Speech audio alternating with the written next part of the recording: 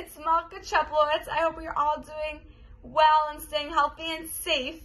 I miss you all so much, and I wanted to connect with you somehow, so I thought it would be so nice if I could share inspiration about the Torah portion with you all. So, stick along. So, this week's Torah portion is, drumroll, Parshas Tazria Metzora, and it discusses the impact of improper speech and the power of speech.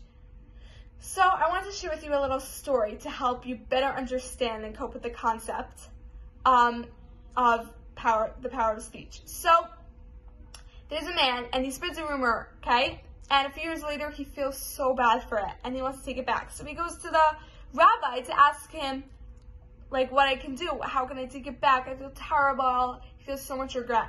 The rabbi's like, here, I want you to go to the store and pick up a bag of seeds. And then go to an open field and spread them all over the field. Throw them in every single spot. And come back to me a week later after you do that.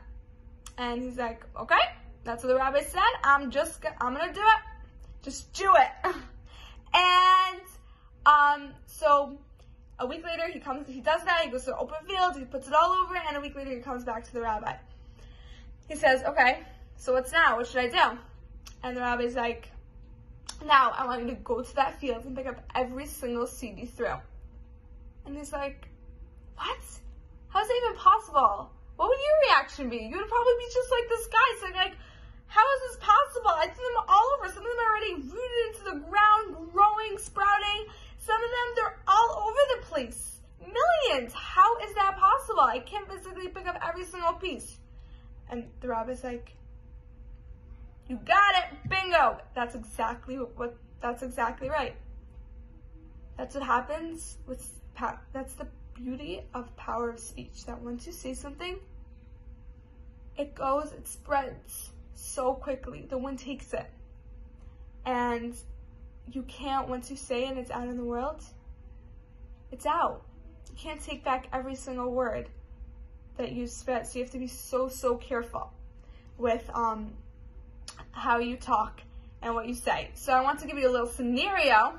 Let's see, to see what you think. So let's say you have a neighbor who's 5 years old and you know the parents will let him cross the street without permission, and you see him run across the street without permission. Would you be allowed to tell the parents? What do you think? So,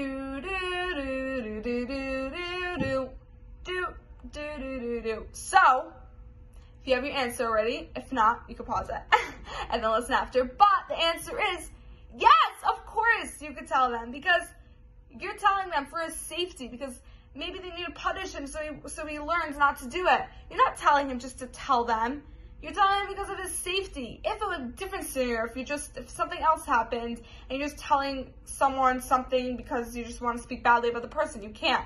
But in this situation, it's for his safety. So of course you're allowed. But on the flip side, positive speech can have such an impact.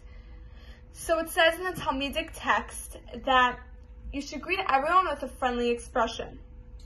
And if you give your friend all the gifts in the world, but with a sour face, it's as if you gave him nothing.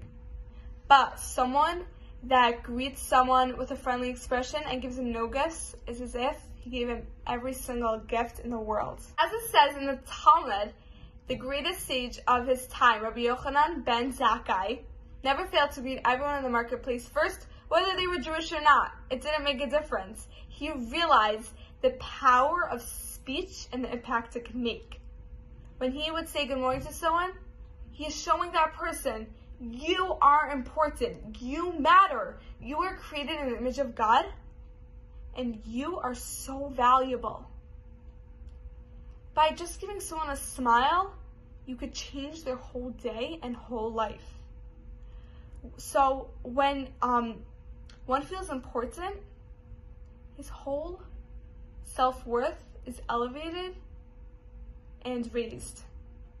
And the next time you have an opportunity to greet someone with a smile, with the good morning, grab it first and be the first one to do it, because keep spreading that sunshine and you could change someone's life. So now, in this time, obviously, we can't be seeing other people. But if you have a family, in the morning, your spouse, your kids, your sibling, and your brother or sister. Give them a smile. Say good morning. Or if you're home right now by yourself, call someone up in the morning. Be like, hi, I'm missing you so much. Send a text. And that can make the difference in the world. So I want to wish you, everyone, with a great big smile, a beautiful, beautiful Shabbos.